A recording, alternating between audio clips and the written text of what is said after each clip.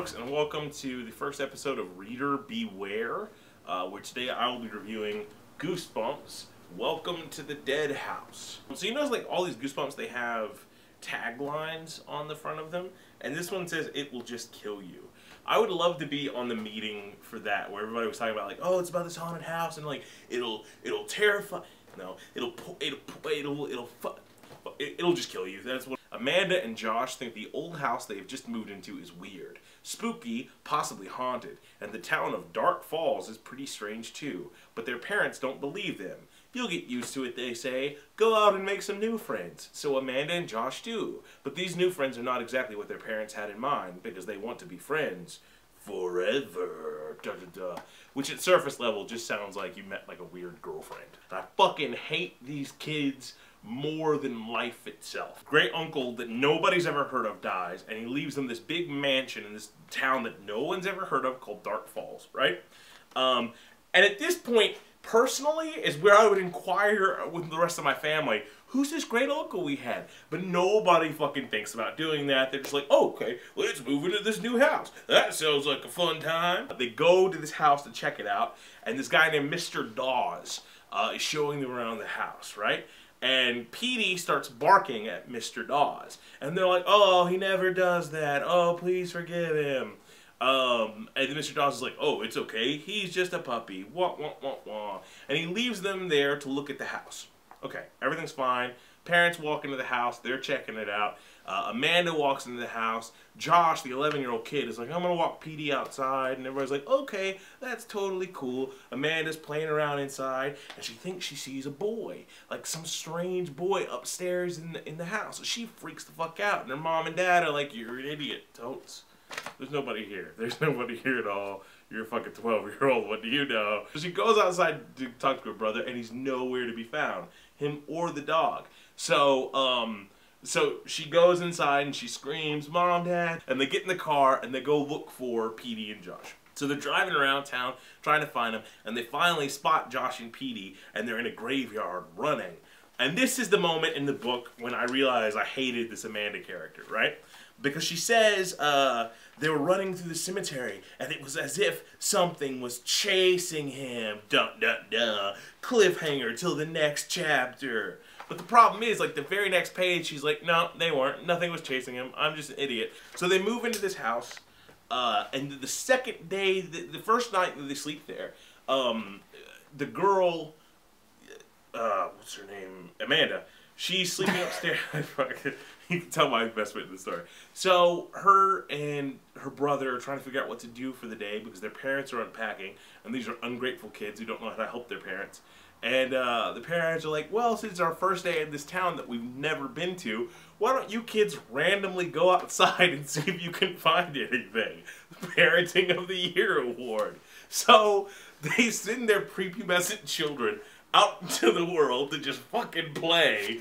And as they're walking around this crazy neighborhood they've never been into, in the middle of daylight, mind you, that'll come into a very important part later, they meet these other kids. They meet this kid named Ray, who's weird looking. He describes him kind of like Crispin Glover, except for less heroin. Ray introduces them to this whole bunch of other kids who all say their full names. Like, each kid's like, hi, I'm Kathleen Hammerton. Hi, I'm George Carpenter. Hi, I'm Jeffrey Lightpost. One by one, all the kids keep telling her, I used to live in your house. I used to live in your house. I used to live in your house. And every time she's hanging out with this new group of kids at the playground or playing baseball with them, Petey keeps barking at them.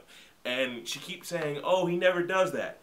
Bitch, you're a liar. He's done it every page of this 120-page book.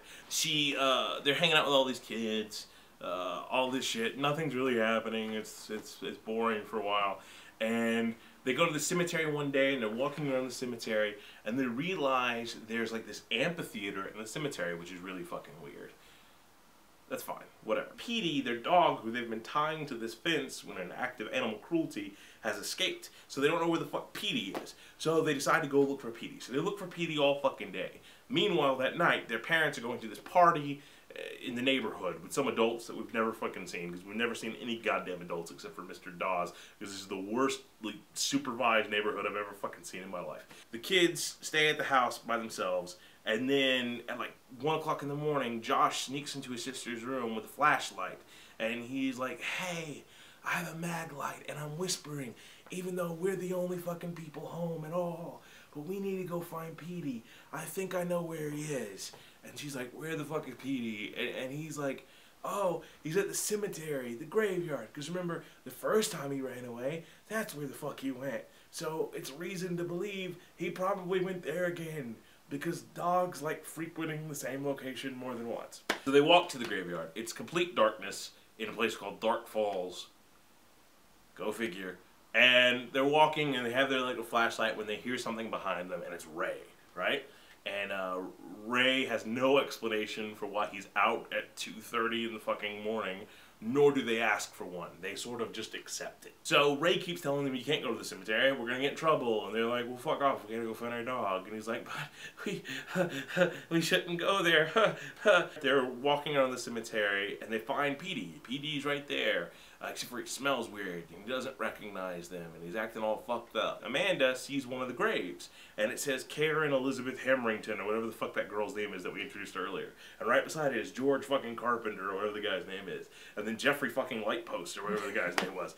And right beside that is Ray's grave. And so she's like, oh my god, it's Ray. Ray's right there. That's his fucking name. And Ray's like, that is my fucking name. And she's like, oh my god, you're dead. And he's like, we're all dead. And we need new blood. And he starts hovering and his eyes start glowing, which is kind of creepy. And then he's like, by the way, we killed your dog too, which is a weird confessional to make at that point in time. But Josh runs up and accidentally flashes him with a flashlight, and his face fucking melts the fuck off. And they go back to their house.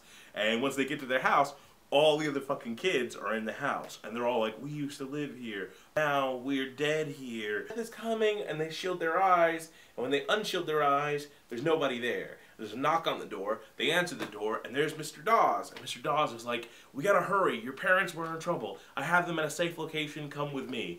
And the kids are like, cool. When Mr. Dawes tells them that their parents are in the amphitheater that's in front of the graveyard. So they're like, cool, let's go back there, even though we were there 5 seconds ago, and they fucking weren't there. They trip over something and see a grave, and it's Mr. Dawes' grave. And he's like, yep, I'm dead too, bitches. Josh tries to flash his flashlight on Mr. Dawes, but it doesn't fucking work for some fucking reason. And he tells them that this town was a normal town until in the 80s there was a paper plant that had like a chemical leak, like this weird gas got out, and it changed the town, so things don't stay dead anymore. And they need new blood to come in once a year. And there was never any great uncle. The flashlight's not working, so Josh just gives up and fucking throws the flashlight at Mr. Dawes, and it hits him in the head. And everybody knows that when ghosts get concussed, they get confused. And they look up at the amphitheater and they see their parents, but they see all the other people that live in the neighborhood, in the town, like swarming in on their parents, right? So there's this giant fuck-all tree that they never described earlier in the book. Let's push this tree down on the amphitheater, we'll crack the ceiling of the amphitheater, sunlight will pour in because now it's almost morning, and then it'll kill all the ghosts.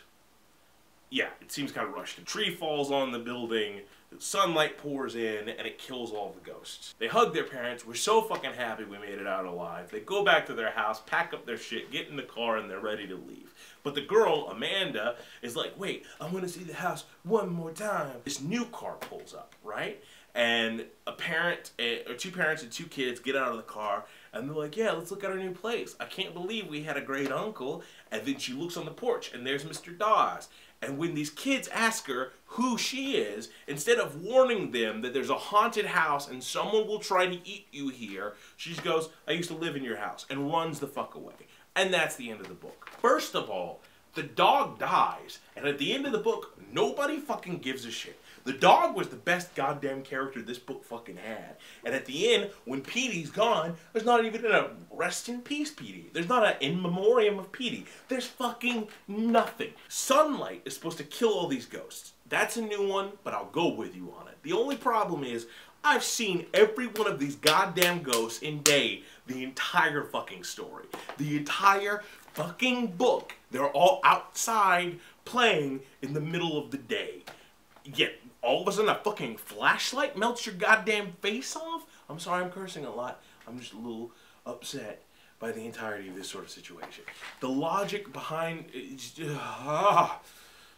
And I didn't know that a paper factory is what cursed the damned to return to Earth. I didn't know that's the way that worked. I didn't know that Dunder Mifflin would be the cause of the zombie apocalypse. I had no fucking idea. But according to the Dead House, welcome to the Dead House, that's what...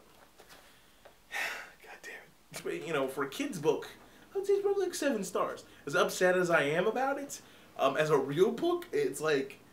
I would wipe my taint with it. The thing I liked about Goosebumps as a kid that I remember liking was the raised font. I just remember doing that a lot and really enjoying it, you know what I mean? Or next time, on Reader Beware, Trevor will be back with Stay Out of the Basement. So...